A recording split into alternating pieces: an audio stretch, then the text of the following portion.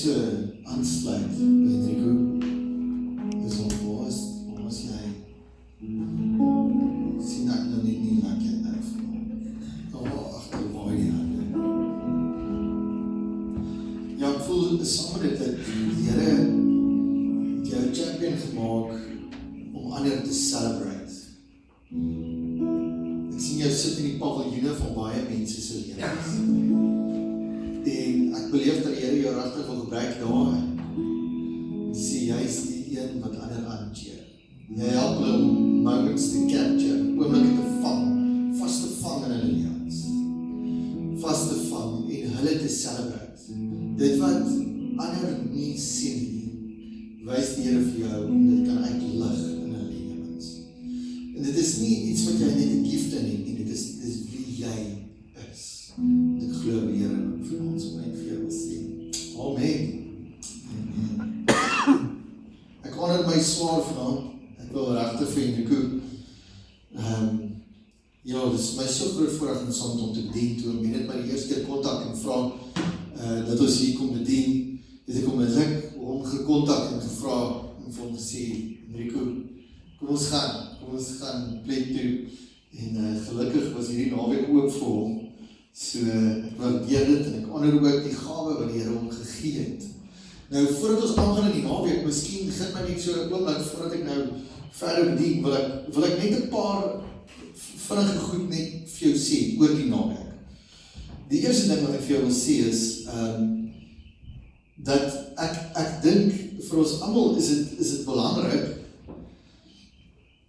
om te weet dat selfs nou nee, kom ek begin hier. Ek gaan nou hier begin. Okay. Ek begin weer, as ek reg met jou. Nee, ek wil vir jou sê, ek dink dat partykeer kan ons ander mense se stories vertel. Maar ons het nie meer ons eie stories. Weet, partykeer dan kan ons 'n ander ou se storie vertel en jy kan vir my vertel wat het Billy Graham gedoen. En jy kan vir my vertel wat het Joyce Meyer gedoen en wat se wonderlike getuienis iemand anders gedoen het. Maar jou eie storie is eintlik so belangrik.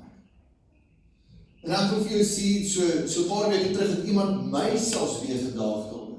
Selfs in my in die bediening het iemand my gedaag daaroor en gesê, wees versigtig dat jy nie net 'n manager raak van ander mense se stories nie. Hê jou eie storie. Hê jou eie stories omheen. En ek wil jou vra om oor hierdie naweek of oor hierdie tydperk om sommer net jou eie storie te skryf. En moenie dink aan ander se stories nie, jou storie. Gaan nou nog ietsie daaroor sê, maar jou storie. Die storie wat die Here saam met jou wil skryf oor hierdie naweek. Dit wat hy oor jou wil sê en wat hy met jou wil praat. So dis die eerste ding wat ek wil sê. Hierdie naweek fokus op jou eie storie. Ons gaan mekaar se storie celebrate, natuurlik, maar fokus op jou eie storie, dat God met jou storie. Die tweede ding wat ek vir jou wil sê is, wees vry en oop. Ek dink, dit wat Enrico vanaand ook gedoen het, om sommer net so te bedien. Ek wil regtig jou aanmoedig, en vir jou sê, ek en hy ook, ons al twee, soos wat hy gesê het, is medewerkers saam met jou. En ons is allemaal net medewerkers vir die koning. Dis wat ons is. Okay? En ek wil jou ook so aanmoedig dan en vir jou regtig vanaand sê, neem so stadig aan deel soos wat jy dit beleef. Selfs dit wat hy vanaand ook gesing het, en selfs dit wat hy gesê het. Partykeer dan sê mense, ja Gerrie, jy het vir my gesê, die Here is lief vir my, maar weet jy wat, jy sê dit vir almal. Maar hier is die ding, die waarheid daarvan, en die detail daarvan, en die oomblik wat die Here dit vir jou kom sê, is so belangrik. Weet, my vrou het nog nooit, as ek vir haar gesê het, ek is lief vir haar, of as ek vir my kinders gesê het, ek is lief vir hulle, dan sê die ene, ja baie dankie papa, maar papa het vir my ook gesê. En partykeer as dit by die Here kom, dan soek ons, Here, jy moet uniek wees met my. Jy mag nie eintlik vir iemand anders sê. So ek wil vir jou sê, in hierdie tyd, drink dit in en beleef net sy liefde sommer net in hierdie tyd. Dan die derde ding is, Dis ons begeerte in ons hart, om oor die hele naweek, vir elkeen van u te kan bedien. Ons het, ek wil nou sê, van ver af gekom. Nou hier in die Kaap sing hulle so 'n liedjie wat sê, ons kom van ver af, van ver af om die Here te dien. Nou ek was so bly toe ek hier aankom, en toe besef ek toe ek in die Kaap gebly het, ek het 'n Woester groot geword, toe kan ek nie eintlik die liedjie gesing het nie, maar hierdie naweek kan ek sing. Jy weet, want nou kom ek reg wat van ver af. Ons het gekom van ver af, en ons glo dat ons vir elkeen, sommer net iewers oor die naweek wil dien. Ons gaan dalk nie vanaand jou nie, dalk nie môreoggend nie, maar ons gaan iewers oor die naweek, wil ons graag saam met jou bid. En ons gaan nie dalk mis ons jou iewers down the line in die crowd. Maar as daar dan 'n uitnodiging is, dan wil ek jou aanmoedig, kom staan, kom laat ons jou bedien. Moenie voel, maar ek wag net tot hulle my raak sien, okay? Ek weet, ek het ook as 'n jong man gedoen, ek het my helderste hemp omgetrek, wat ek moontlik kan, as 'n spesiale predikers gekom het. Weet dat hulle net daarom ten minste my kan raak sien, dan gaan hulle dalk vir my iets sê, maar ek wil vir jou sê, partykeer dan wys ons daai helder hemp van jou heeltemal. So, as jy wil ons met saam jou bid, asseblief, enigtyd, voel vry. Ons vanaandse sessie, en dan môreoggend 10:00, gaan ons dan ook 'n sessie, en ek wil jou regtig uitnooi. En Rico gaan môreoggend ook so spesifiek bietjie bedien oor die profetiese, en hoe om God se stem te hoor ook in terme van dit. En ek wil regtig uitnooi. Maak nie saak hoe oud of hoe jonk jy is nie, wees hier môreoggend ook so rondom daardie gawes. En dan môre aand het ons 6:00, môre aand kom ons 6:00 by mekaar, so baie belangrik, onthou dit, vanaand is 7:00, môre aand is 6:00. Okay, so baie belangrik, en dan sonnagoggend natuurlik 10:00. En ons het juist dit nie gepak vol 'n klomp sessies nie, en ek weet ek het net ook gepraat, nie vol sessies nie, maar waaruit ons kan vloei en kan beweeg. Okay, is dit reg so? Okay, is dit reg so met jou? Yes! Ek het sien julle ons 2 yes sê hier so in die kraan. So, dit is wonderlik. Ek gaan vanaand vir jou lees uit Handelinge 2 uit, baie bekende gedeelte, wat jy ook al gehoor het. Handelinge 2, en ons het dit laas naweek geselebrate, en ek wil net die eerste paar verse vir jou lees. Ek gaan hom lees in die Bybel Lewende Vertaling, en dan gaan ek sommer net vir ons so bid. Handelinge 2, vers 1, sê dit so, hy sê, op Pinksterdag, 7 weke na Jesus se opstanding, was al die gelowiges op een plek saam. Skielik was daar in die lug bokant hulle 'n geluid soos van 'n geweldige stormwind, en dit het die hele huis gevul waar hulle by mekaar was.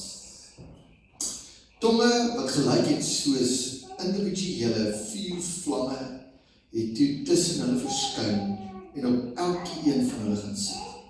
Almal is toe met die Heilige Gees vervul, en soos die Gees vir hulle die vermoë gegee het hulle in ander tale begin praat.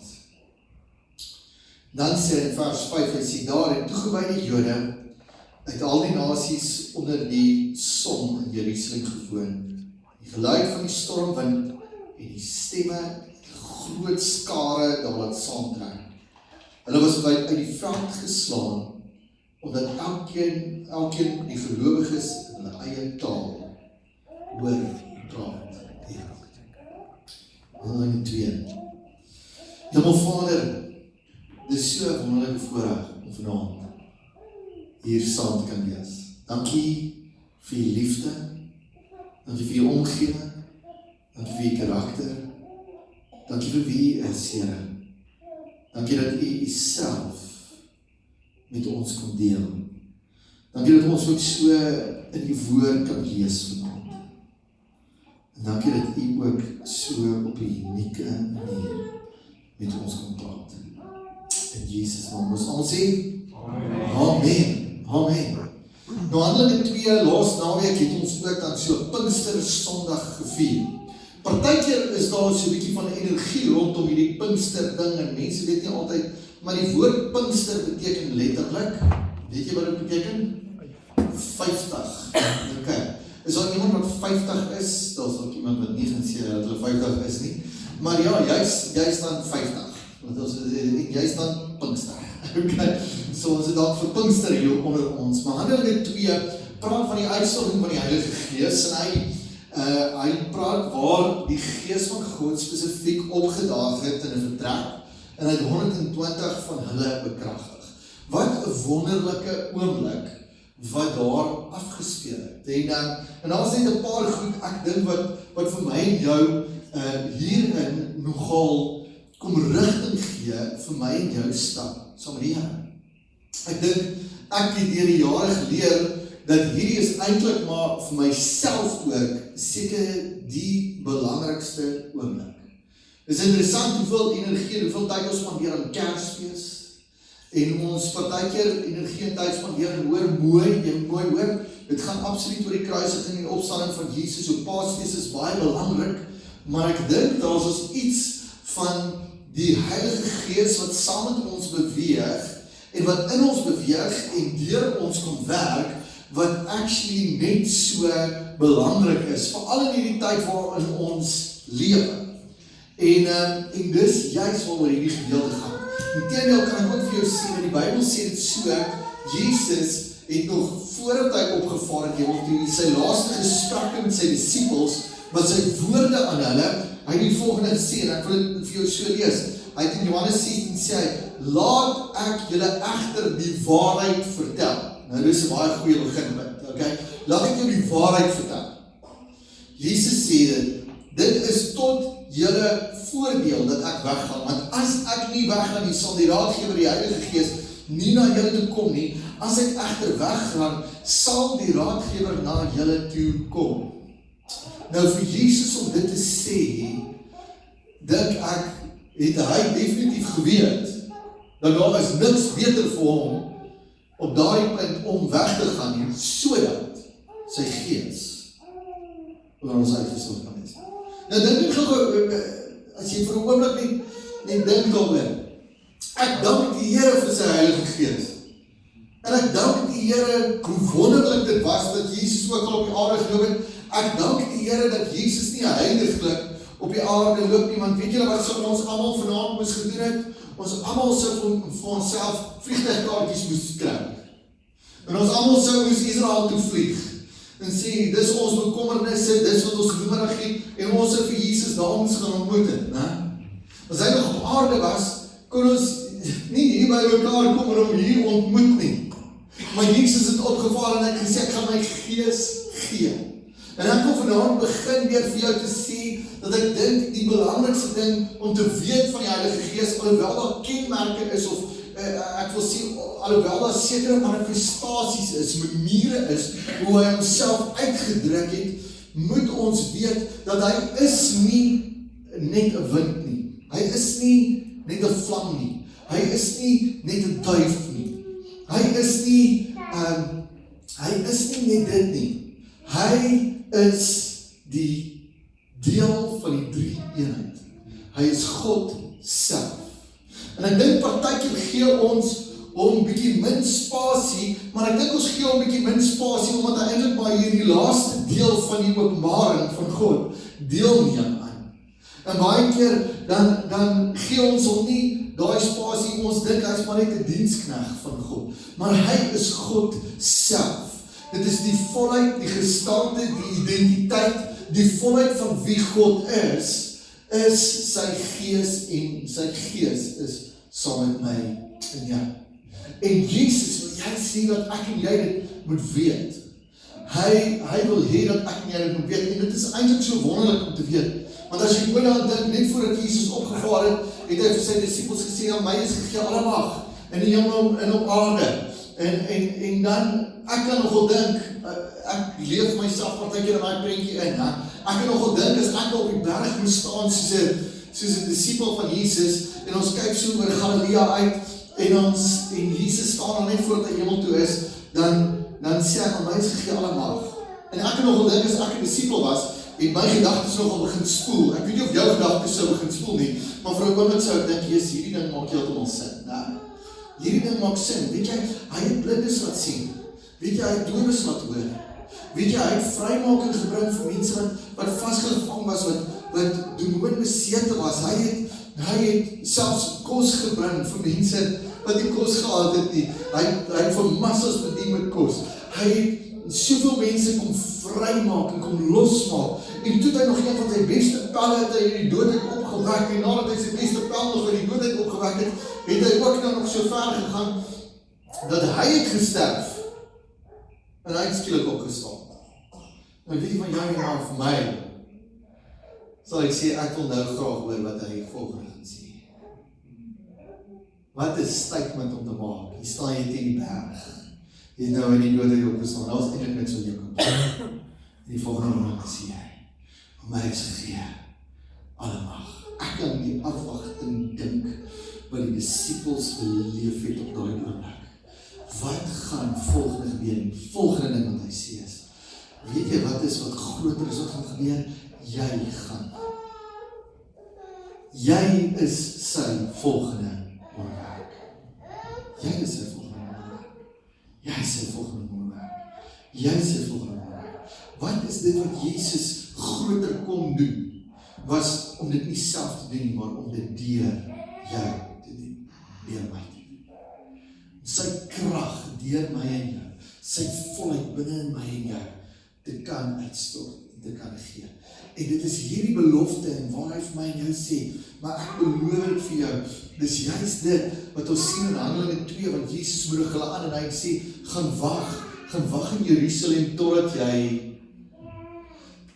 die Heilige Gees ontvang en jy sal krag ontvang. Nou hier is die ander great ding, julle.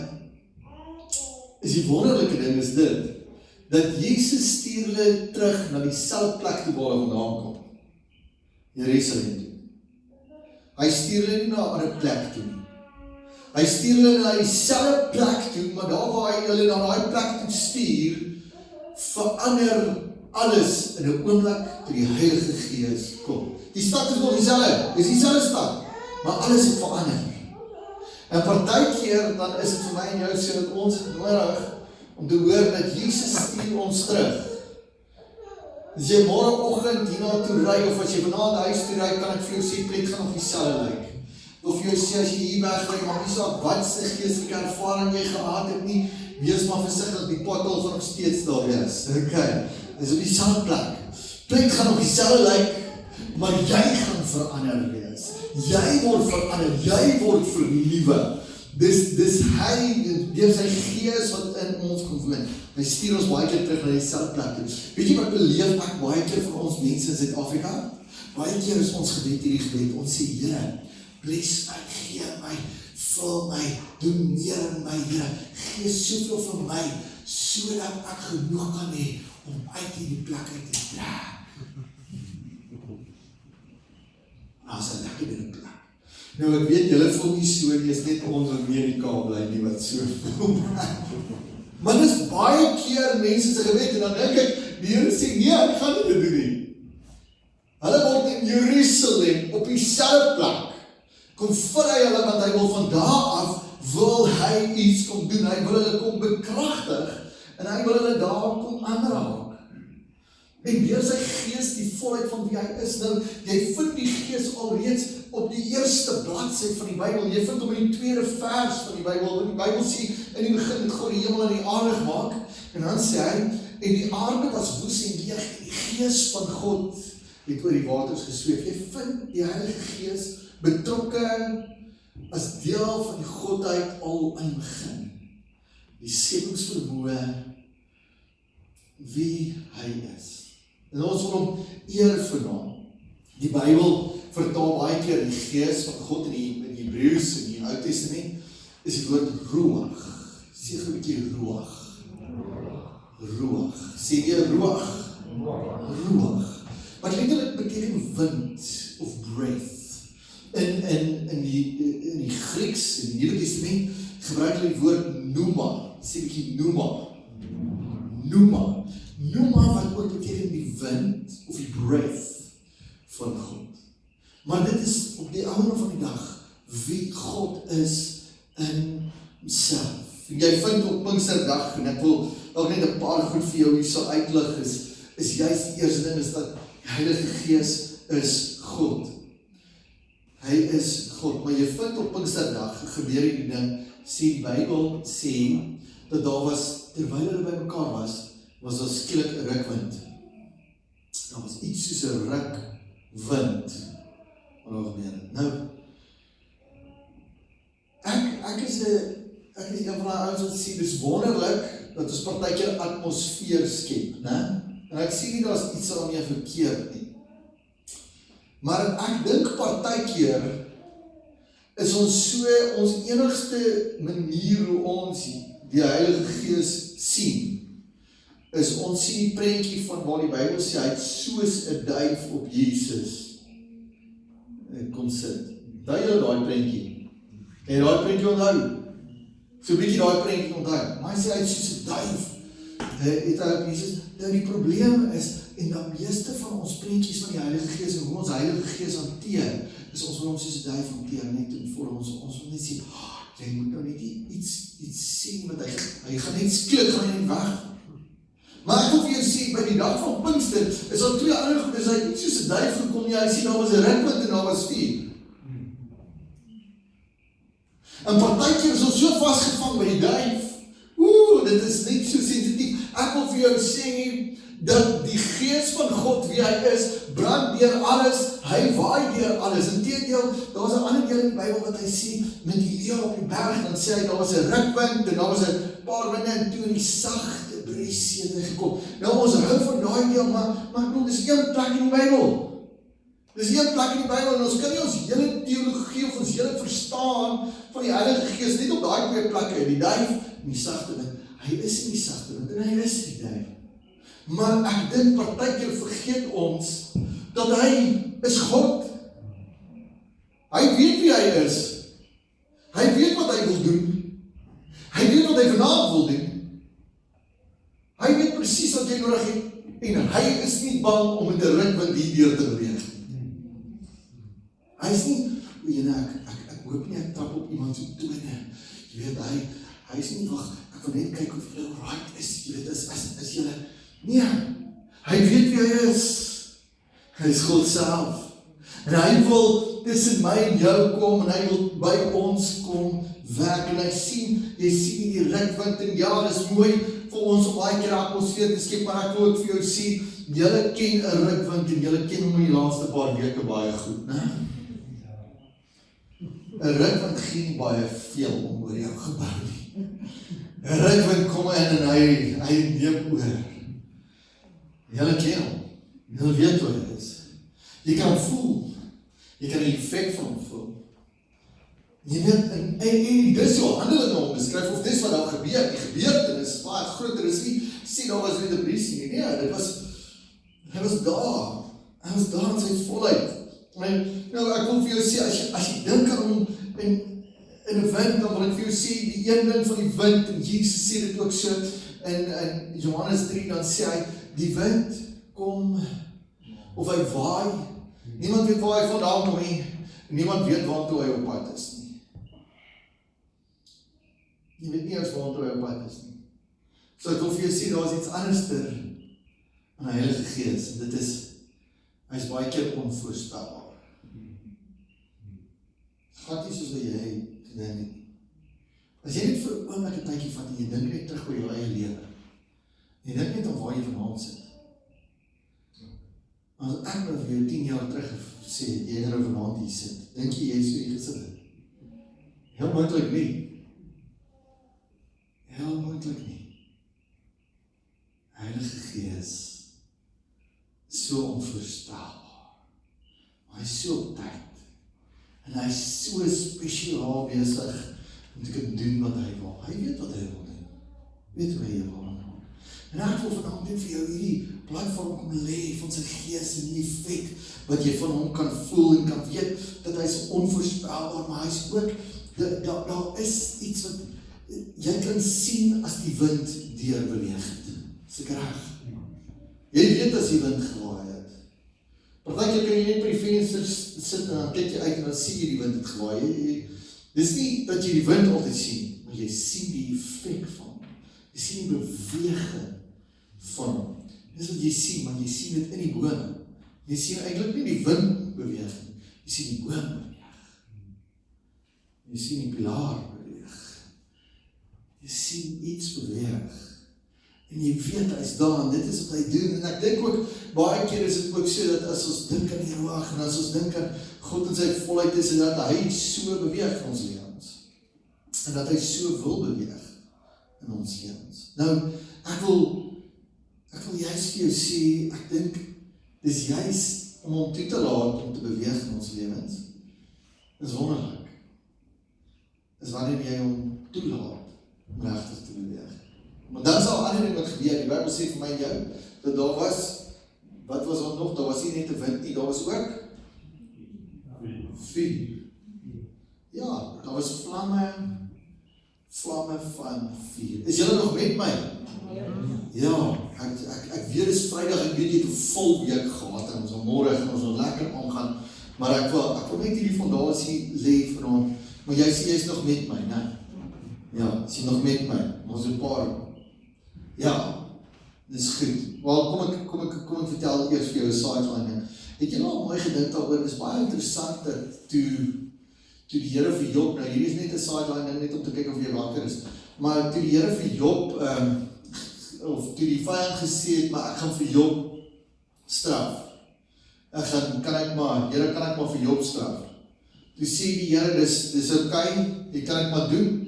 En dit is baie interessant wat die vyand gedoen het, ek weet nie of julle gesien het wat die vyand daar gedoen het nie. Wat het hy gedoen? Hy het alles weggevat van Job af. Nee? Behalwe een ding, sy vrou. Ja, jy moet nou nie te veel kop knip, want hier is nou eintlik net so hieroor is. So belangrijk, maar jy nou gedink. Okay, hy het gesê, ek gaan vir Job ordentlik straf, ek vat alles weg.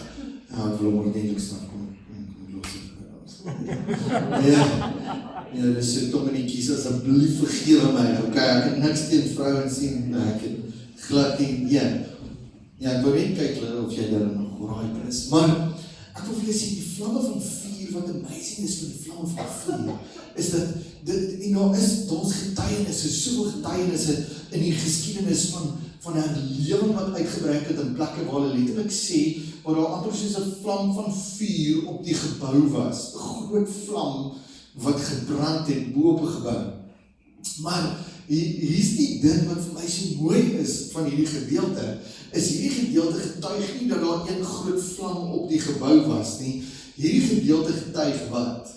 Dat daar was vlamme van vuur op elke kop. Elke een het iets ontvang van die Gees van God. Elke een. Elke liewe een braas. Want jy sien, as net een groot vlam is het great, en ons kan sê al 120 is gevul, maar het voel vir my asof die Here wou sê op daai stadium, ek ken die detail van Petrus, ek ken die detail van Jakobus, ek ken die detail van Johannes, ek ken die detail, ek ken van elkeen, ek gee vir elkeen 'n vlam. Ek weet nie of die vlamme verskillende kleure gehad het, afhangende van Petrus het ook 'n groter vlammetjie gehad, en Johannes het 'n meer romantiese vlammetjie gehad, hy was met die geliefde disipel, wat ek weet nie. Maar eintlik wil ek vir jou sê, elke liewe een het 'n vlam gekry wat op hulle kop was. Elke een. En daarom wil ek vanaand vir jou sê, weet dit, maak het vas. Sit 'n bietjie jou hand weer so op jou hart. Sit jou hand so op jou hart. Dit is 'n vlam vir jou. Dit is 'n vlam vir jou. Ek wil hê, terwyl jou hand so op jou hart is, wil jy nie net vir 'n oomblik sê, as 'n vlam vir my. As 'n vlam vir my. Sien, ons glo dit altyd vir die ou langs ons. Ons glo dit nie vir onsself nie. Ons kan altyd vir die ou langs aan ons sê, man, die Here wil jou so wonderlik gebruik. Die Here wil sy volheid in jou uitstort. Maar is vir jouself. En hier is die great ding. Dit gaan nie oor jou performance nie, dit gaan nie oor hoe goed jy is of hoe sleg jy is nie, dit gaan nie eens daaroor nie, dit gaan oor die feit dat ek en jy oorgee aan hom.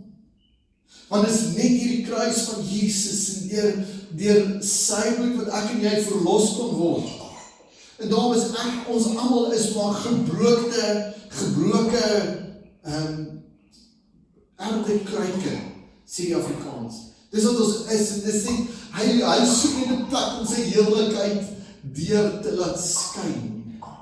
Dis wat hy wil doen. Hy wil sy heerlikheid, en dit maak nie saak hoe jy lyk, dit maak nie saak of jy lank of kort, of groot of klein is, en maak saak wat jou ouderdom is, dit maak glad nie saak nie, solank hy 'n plek het wat hy kan inkom woon, solank jy op toelaat.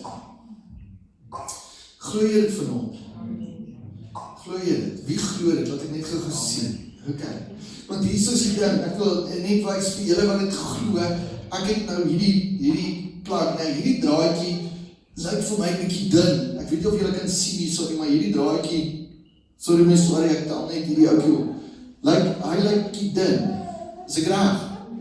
Ek weet nie of julle gesien het, maar daar by die in is daar 'n draad wat hulle inplat wat bietjie dikker is as hierdie ene. Nou, ek het gedink daaroor, ek wil julle eintlik, ek gaan jou genadig wees, ek weet nie of daar volunteer is, ek gaan hom uitplak, en dan gaan ek vir jou vra om net gou aan die punte kom raak. Maar jy hoef kom, asseblief man, kom raak gewoon die punt, okay? Want, ek is jou genadig, want daai een is 'n dik kabel, man. Daai is die dik kabel. Hier is die dun kabeltjie, man, is dit nie. Verstaan jy wat ek sê? Partykeer dan kyk ons so na hoe lyk die kabel. Maar ek sê vir jou, dit maak nie saak hoe jou kabeltjie lyk. As die krag van die Here deur jou werk, mag nie effek daar wees. Jy gaan so maak nie saak wat nie. Die krag van die Here wil deur jou kom werk, en partykeer is ons so vasgevang in die Here, maar ek is maar net hierdie kabeltjie. En ek wil vir jou sê, wees partykeer versigtig. Partykeer onderskat jy die ou wat langs in jou sien, en dink, die arme mense, wat kan die Here deur daai een doen? Maar ek wil vir jou sê, daai kabeltjies wat hy daar lê, lyk maar baie leweloos. Maar raak aan hom.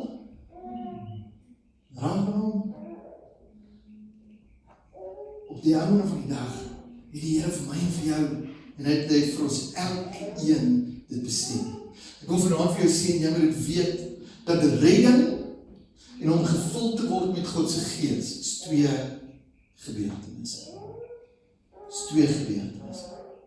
Weet jy dit, want jy sien dit, in Handelinge 19 kom die Bybel, en miskien wil ek net vir jou so 1 of 2 verse hier so lees.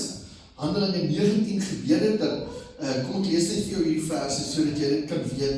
Terwyl Apollos in Korinthe was, het Paulus deur die binnelandse gebiede van Klein-Asië Efese toe gereis. So Paulus was op hierdie reis gewees.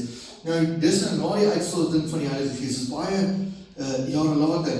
Daar het hy 'n groepie gelowiges gekry. Sê gelowiges? Okay, so gelowiges beteken, hulle het nou tot bekering gekom. Hulle volg Jesus, is ek reg? Daar het hy 'n groepie gelowiges gekry. Hy het vir hulle gevra, het julle die Heilige Gees ontvang toe julle begin glo het? Sê bietjie begin glo. Begin glo. Sê, het julle die Heilige Gees ontvang toe julle begin glo het? Met ander woorde, hierdie ouens het hulle harte vir die Here gegee. En dan sê hulle die volgende, hulle sê, ons het nie eens gehoor dat daar 'n Heilige Gees is nie, het hulle geantwoord. En toe vra hy vir hulle, met watter doop is julle gedoop? En hulle het gesê, ons is gedoop met die doop van Johannes.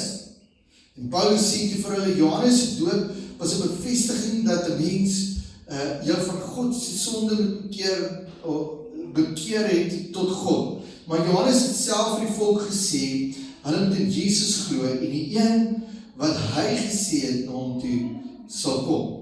En toe hulle dit hoor, het hulle in die naam van die Here Jesus laat doop. Toe het Paulus sy hande op hulle gelê, en hulle die Heilige Gees op hulle gekom, en hulle het in ander tale gepraat en geprofeteer. Nou hier wil ek jy moet sê, en ek maak ook nou 'n side nota hierso vir jou, want baie keer sal mense vir jou sê, ons word gedoop omdat Jesus gedoop is. En daar's 'n waarheid dat ons die stap van gehoorsaamheid vat, omdat Jesus gedoop is, maar ek wil ook vir jou sê, dat die Bybel eintlik vir my en jou sê, jy moet onthou, wat is die doop? Die doop is die aflê van jou lewe, jy vereenselwig met die sterwe van Jesus en die opstanding van Jesus. So teen die tyd wat Jesus gedoop is, het hy nog nie gesterf nie, en hy het nog nie opgestaan. En dit kom Jesus baie later vir die ouens ook sê, kan jy dieselfde doodsterf as wat ek gesterf het en weer opstaan, of kan jy dieselfde doop deurgaan as wat ek deurgaan? Ek en jy word gedoop, omdat ons vereenselwig met Jesus in sy kruisiging. Hoor mooi, ek word nie gedoop omdat Jesus gedoop is, ek word gedoop omdat Jesus gekruisig is. Ek word gedoop omdat hy uit die dode uit opgestaan het. En ek wil 'n nuwe mens opstaan. Dis hoekom ek gedoop word. En dis hoekom hy vir hulle vra, met watter doop is julle gedoop? Hulle sê ons met die doop van Johannes gedoop, en dan doop hy in die naam van Jesus. Hy sê, wel, jy word nie nou gedoop omdat Jesus gedoop is, jy word gedoop omdat Jesus gekruisig is en omdat hy opgestaan het. En net daarna, dan lê hy vir hulle die hande op en hulle word vervul met die Heilige Gees. Net so vind jy in Handelinge 8 ook, kry jy dieselfde storie wat Petrus en Johannes, wat gebeur het is, Filippus het in Samaria, het hy mense na Jesus toe gelei. En dan sê die Bybel, toe die apostels in Jerusalem hoor, dat die mense in Samaria die boodskap van God aanvaar het. Sê bietjie aanvaar het. So hulle die boodskap van God aanvaar. So, toe die apostels hoor, dat hulle die boodskap aanvaar het, het hulle vir Petrus en Johannes daarin afgevaardig. Toe hulle daar aankom, het hulle vir die nuwe gelowiges, sê nuwe gelowiges. So hulle het klare harte vir die Here gegee, is reg. Hulle het klare harte vir die Here gegee, vir die nuwe gelowiges, het hulle toe gebid, en hulle, dat hulle die Heilige Gees mag ontvang. Nou, hoor dit mooi, want die Heilige Gees het immers nog nie op een van hulle gekom nie, want hulle was net in die naam van die Here Jesus gedoop. So hulle het met ander woorde alreeds tot bekering gekom. Hulle het klare harte vir die Here gegee, maar die Heilige Gees het nog nie oor hulle gekom nie. Okay? Petrus en Johannes het toe hulle hande op hierdie gelowiges gesit en hulle het die Heilige Gees ontvang. En sien jy, hier is twee dinge. Dis bekering, wanneer ek my lewe vir die Here gee, wanneer ek hierdie pad saam met die Here stap, en dan is daar, wanneer jy vervul word met die Heilige Gees. En ek dink hierdie ding is belangrik, want ek wil jou herinner, ek dink die Bybel moet juist die onderskeid maak, dat jy weet, dat by jou bekering, daar is niks wat jy daaraan kan doen nie. Dis Jesus wat jou red. Dis hy wat jou red. Dis hy wat op die ouene van die dag jou kom vrymaak het, en hy is die rede dat jy hemel kan gaan. En dit is juist hierdie bekering wat jy gekry het, en selfs met die disciples, so Jesus kom ook, en hy gee vir sy disciples, jy sien het in Johannes 20, dan wanneer hy aan hulle verskyn, dan blaas hy oor hulle, en hy sê vir hulle, ontvang die Heilige Gees, en op daardie oomblik, ontvang hulle dit, nou, dis juist wat ek wil hê jy moet sien, ontvang die Heilige Gees, en dan nie dan sê, gaan wag in Jerusalem, so dat jylle bekragtig kan word met die Heilige Gees. So jy kan sien, daai eerste keer, is waar hulle lewens vir die Here gegee het, hulle gelowig geword, maar toe moes hulle bekragtig geword het, met sy Gees. Waar sy Gees in beweging kom. Nou die beste manier vir my, om dit vir jou te verduidelik, is dat wanneer ek, Jesus kom ook in Johannes 7, en wanneer hy verwys na die Heilige Gees, dan sê hy dit so, hy sê, dit sal wees so strome van lewende water, wat uit jou binneste uitvloei. Nou ons allemaal kan die mooie buiten sien, is prachtig dammetje, ek sien die dammetje is lekker vol, ek sien die water het lekker gekom, okay, dit is great as jy water het, maar dit is stilstaande water. Nou ek dink, wanneer ek en jy gelowig geword het, wanneer ek en jy ons harte van die Here gegee het, kom hy en jy ontvang hom, maar ek dink, Dis wanneer sy rivier, dis wanneer die water in beweging kom in jou lewe, is die doop met die Heilige Gees, is wanneer jy gevul word met die Heilige Gees, wanneer die volheid van die Gees, wanneer die water in beweging kom. Want jy weet, die ding van stilstaande water, wat ek nou nooit geweet het toe ek jonger was nie, stilstaande water, iewerster gaan alles dood in stilstaande water. Ek het as 'n klein seentjie, het ek 'n paar keer vir my ma gesê, ek wil 'n goudvisie hê, en ek het goudvisies gekry, en al my goudvisies is dood gegaan. Want ek het nou op my eie plantraai maak, en ek het nooit uitgeveer dat hierdie visie stilstaande water hou nie vir altyd suurstof nie. So elke nou en dan het ek afskeid geneem, en sien jy, en sorry julle, ek weet, party mense is baie sensitief daaroor, maar elke nou en dan, ek kon dit nie verstaan nie, ek het nou skoon, dit is nou skoon, die watertjies is daarin, maar dan sit die visie op die ander van die dag mors dood met sy lippies so teen die rand so vas, en sy gee so vas, en jy kan sien, hy het seker gesnak na asem, ek weet nie wat ek met hom gedoen. Maar dan sê oorleer, want stilstaande water maak dood, maar is wanneer water lewend raak binne in jou.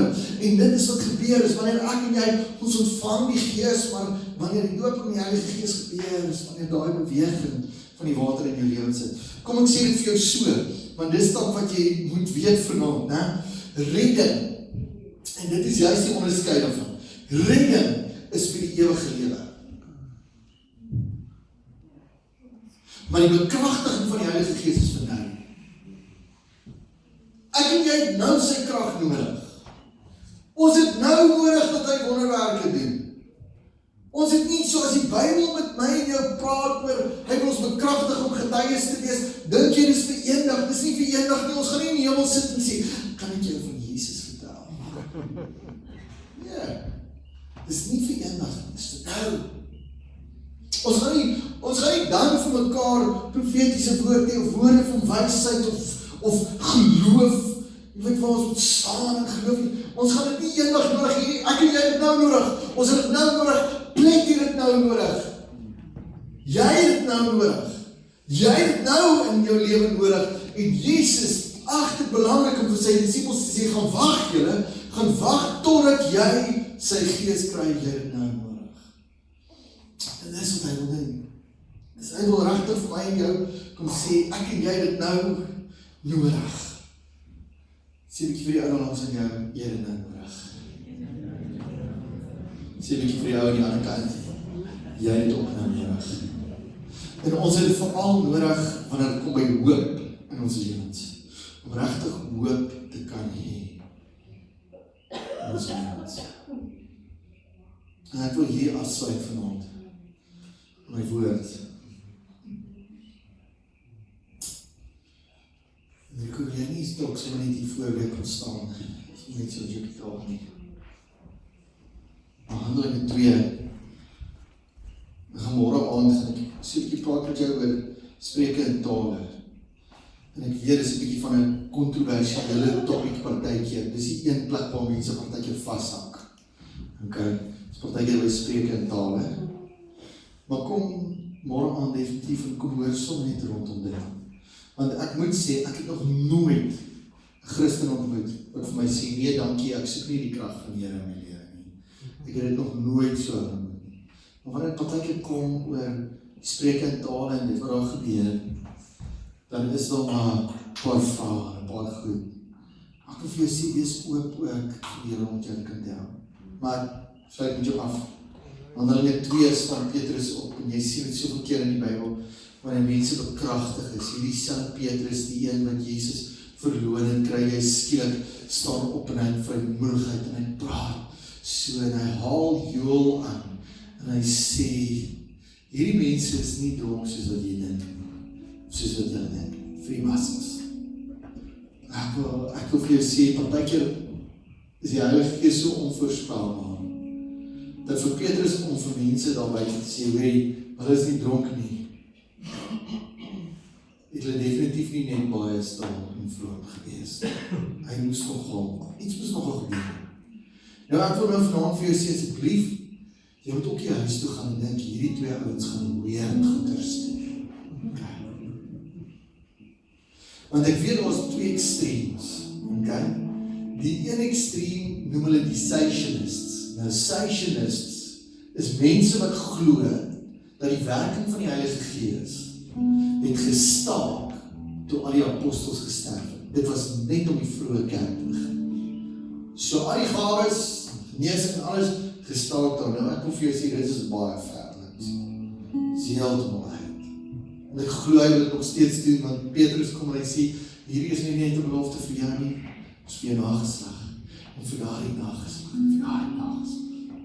En dan weet ek, is daar die ander kant. Die ander kant is weer die ouens wat regtig weer draak. Ek weet dit gebeur ook. Ons gaan nie weer draak nie. Maar ons gaan sy Gees toelaat om met ons te werk. Is dit reg? So as hy vir jou sien, hierdie mense is nie dom. Maar dan kom hy en hy sê, soos Joel gesê het, in die laaste dag, sal ek my Gees uitstort op alle vlees.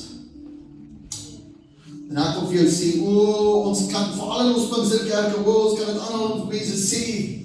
Ons sê gereeld, kan jy sien die oorlog? Wat sê ons is die laaste dag? Ek wil vir jou sê, ja, die Bybel praat van die laaste dag, die oorlog en alles, maar ek hoor baie min met ons in kerk vir mekaar sê, ja, weet jy wat sê oor die laaste dag? Hy sê in die laaste dag sal ek my Gees uitstort op alle vlees. Alle vlees, alle vlees, alle vlees, alle vlees, alle vlees. Maak jy saak of jy 5 is, of jy 10 is, of jy 90 is, op alle vlees, alle vlees, alle vlees, alle vlees. In die laaste dag sal ek my Gees uitstort op alle vlees. En dan sê hy, julle jong mense sal visioene sien. En hy sê, julle ou mense sal drome droom. Nou ek beleef vanaand, ek wil hier afsluit, en ek wil eintlik vir 'n oomblik moet vir jou sê, selfs die beauty daarvan is dat God wil hoop gee vir my en jou vanaand.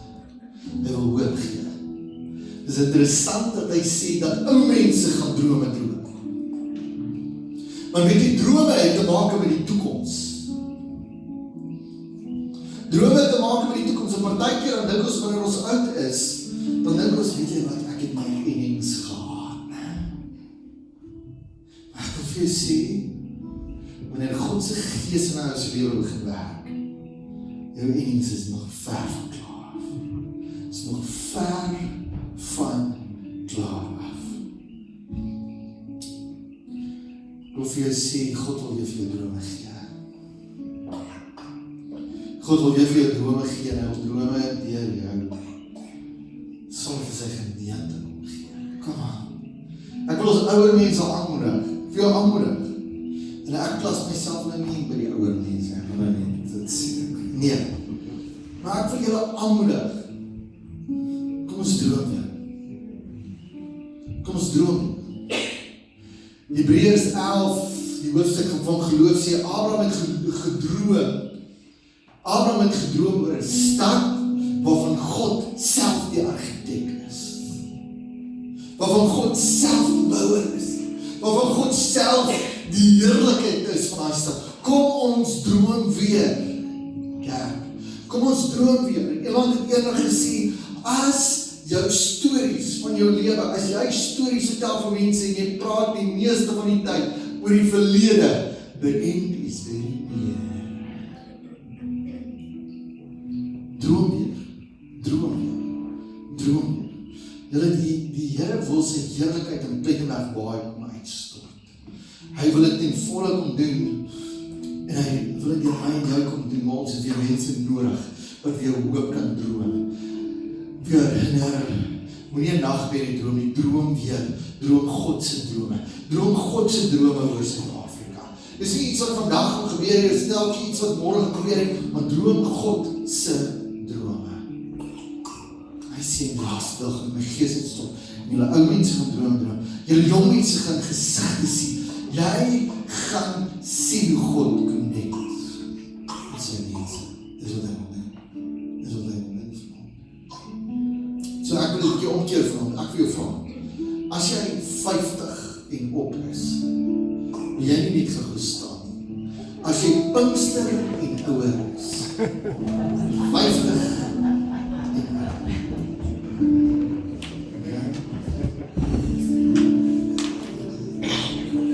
Okay. Nou is jy 'n paar wat sê, ag nee, Braxton sê, maar ek het nie beleef vanaand terwyl ons in die aanbidding, ek beleef ons wil vir julle kom bid vanaand. Want jy het 'n rol wat jy moet speel om 'n jonger generasie weet te help met die drome wat jy droom. Die goed wat jy sien. So ek wil vra vir die kinders, vir al die jong mense, almal wat onder 50 is, wil jy nie gou daar, as jy naby aan iemand is wat bo 50 is, gaan net jou hande op hulle lê nie, asseblief. Sit sommer net jou hande op hulle. Gaan bid gou sommer vir hulle. Hier is 'n tip, jy kan by die stoele skuif.